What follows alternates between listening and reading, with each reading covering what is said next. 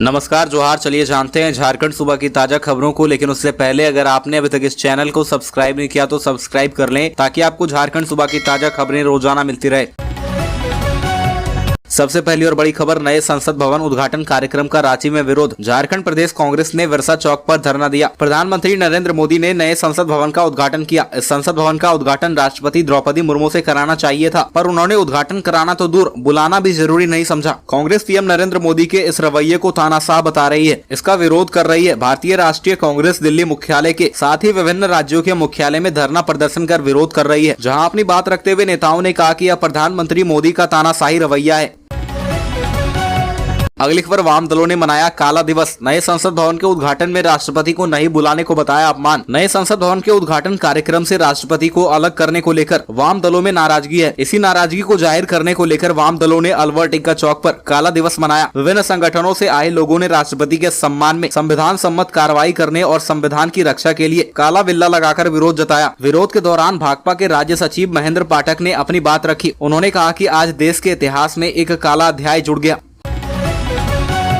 अगली खबर, नवनियुक्त माध्यमिक शिक्षकों को मिला विभागीय प्रशिक्षण। स्कूली शिक्षा एवं शिक्षा विभाग झारखंड सरकार द्वारा नवनियुक्त शिक्षकों को 10 दिवसीय गैर आवासीय प्रशिक्षण जिला स्कूल में दिया जा रहा है। तय शेड्यूल पर प्रशिक्षण देने का विभागीय निर्देश प्राप्त हुआ था। तीसरे दिन का प्रशिक्षण शिक्षक मधुसूदन कुमार सिंह ने दिया। पोषक विद्यालय क्षेत्र पोषक विद्यालय का दायित्व सरकारी उच्च विद्यालयों में 100% नामांकन की प्रक्रिया, छीजन के आंकड़े को शून्य कैसे करें, विद्यालय परित्याग पत्र की रूपरेखा और उपयोगिता, ऑनलाइन रजिस्ट्रेशन फॉर्म, परीक्षा फॉर्म, प्रधानाध्यापक का दायित्व जैसे विषयों पर प्रशिक्षण दिया गया।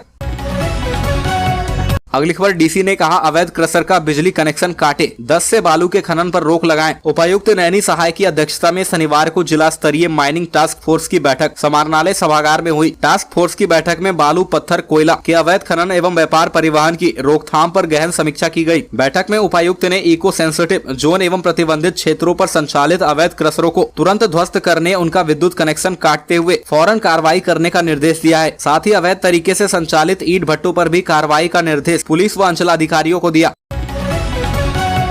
अगली खबर, गुमला डीसी ने कहा सावित्रीबाई फूले किशोरी समृद्धि योजना का बालिकाओं को दिलाएं लाभ। जिला समाज कल्याण विभाग अंतर्गत संचालित योजनाओं की समीक्षात्मक बैठक उपायुक्त सुशांत गौरव की अध्यक्षता में की गई। बैठक में उपायुक्त के द्वारा जिला समाज कल्याण विभाग के कार्यों की समीक्षा की गई। समीक्षा के क्रम में उपायुक्त के द्वारा सावित्रीबाई फूले किशोरी समृद्धि योजना सहित कई योजनाओं पर विस्तारपूर्ण चर्चा की। उपायुक्त के द्वारा सावित्रीबाई फूले किशोरी समृद्धि योजना की समीक्षा के क्रम में शिक्षा विभाग को सर्वे करते हुए योग्य लाभुकों की सूची जिला समाज कल्याण विभाग को उपलब्ध कराने का निर्देश दिया एवं 100% बच्चियों को योजना का लाभ दिलाने की बात कही।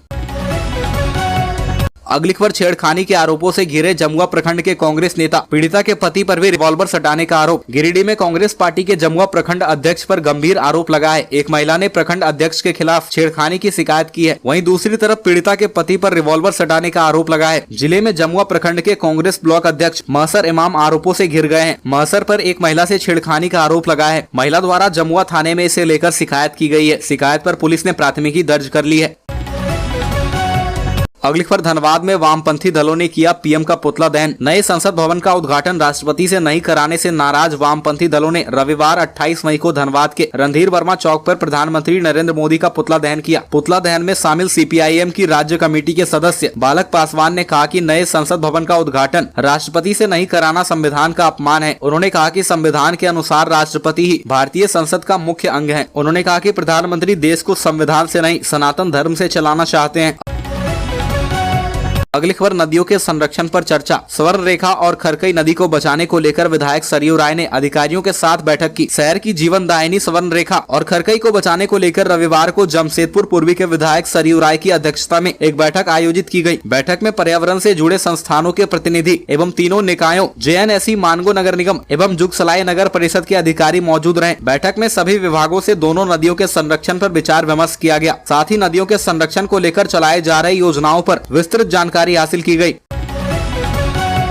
अगली खबर, कोडरमा में अल्पसंख्यक छात्रवृत्ति घोटाले का तीसरा आरोपित क्लर्क गिरफ्तार। जिले में अल्पसंख्यक छात्रवृत्ति घोटाले में पुलिस ने विभाग के क्लर्क प्रमोद कुमार मुंडा को गिरफ्तार कर लिया है। इस मामले में कल्याण विभाग के रिटायर्ड क्लर्क मोहम्मद मोबिन और कंप्यूटर ऑपरेटर मोहम्मद हैदर को 3 दिन पहले गिरफ्तार कर जेल भेजा जा चुका है। अल्पसंख्यक छात्रों को केंद्र सरकार से मिलने वाली छात्रवृत्ति में 1.5 करोड़ रुपए गबन का मामला जिला कल्याण पदाधिकारी नीली सरोज कुजूर ने कोडरमा थाना में 2022 में दर्ज कराया था। इसमें 10 विद्यालयों के प्राचार्य के साथ जिला कल्याण कार्यालय से retired clerk Mohammad Mobin, clerk Pramod Kumar Munda और कंप्यूटर ऑपरेटर मोहम्मद हैदर को आरोपित बनाया गया है।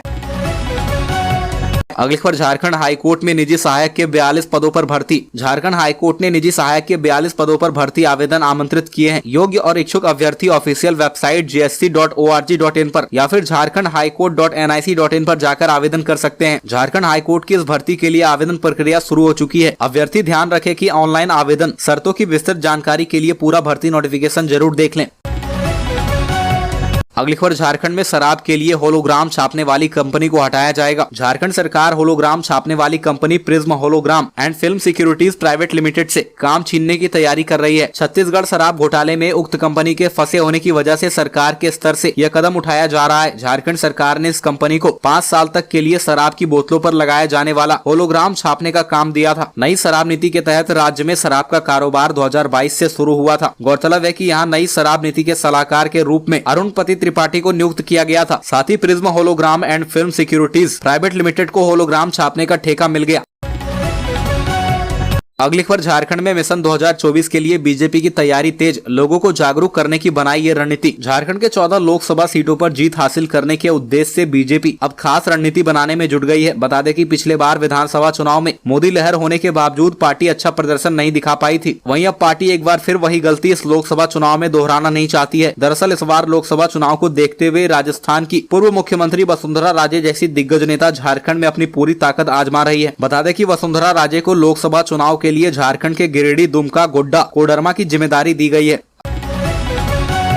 अगली खबर, तुगलकी फरमान सुनाने वाले पंचायतों पर होगी कार्रवाई, पुलिस कर रही कार्रवाई की तैयारी। ग्राम पंचायतों में कई ऐसे फैसले पर पुलिस प्रशासन के लोगों ने आपत्ति जताई है। ऐसे लिए गए फैसलों पर कार्रवाई करने की तैयारी की जा रही है। एक वक्त था जब गांव की पंचायतों में हुए फैसले का हर स्तर पर सम्मान दिया जाता था। हाल के दिनों में कुछ मामले ऐसे आए हैं जिसमें आपराधिक घटनाओं को लेकर पंचायत कानून को अपने हाथ में लेकर तुगलकी फरमान सुना रही है, जिसके कई उदाहरण सामने आए हैं। पंचायतें ग्रामीण इलाकों में हत्या और दुष्कर्म के मामलों को दबाने का प्रयास कर रही है। पलामू, गढ़वा, लातेहार में कानून को अपने हाथ में लेने वाले पंचायत के खिलाफ दर्ज FIR के डेटा और उसकी स्थिति को खंगाला जा रहा है।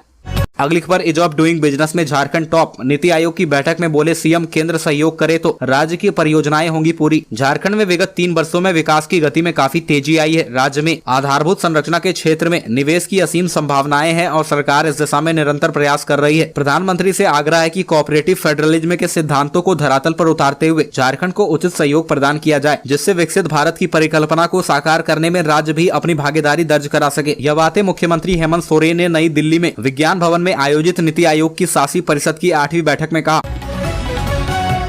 अगली खबर, बिजली पानी को लेकर रांची महानगर भाजपा का प्रदर्शन, कैंडल जला और घड़ा फोड़कर किया आंदोलन। राजधानी रांची में बिजली और पेयजल की संकट को लेकर प्रदर्शन किया गया। यह प्रदर्शन रांची महानगर भारतीय जनता पार्टी की ओर से किया गया। प्रदर्शन में बड़ी संख्या में महिला कार्यकर्ताओं ने हिस्सा लिया। पार्टी पदाधिकारियों और कार्यकर्ताओं ने हाथों में कैंडल, घड़ा और ढेबरी लेकर प्रदर्शन किया। आक्रोशित कार्यकर्ताओं ने कहा कि राजधानी रांची में जब बिजली पानी का यह हाल है तो सुदूर ग्रामीण इलाके का अंदाजा लगाया जा सकता है। शहर में स्थिति ऐसी है, अब पानी भी खरीद कर पीना पड़ रहा है। राजधानी में घंटों बिजली कटी रहती है।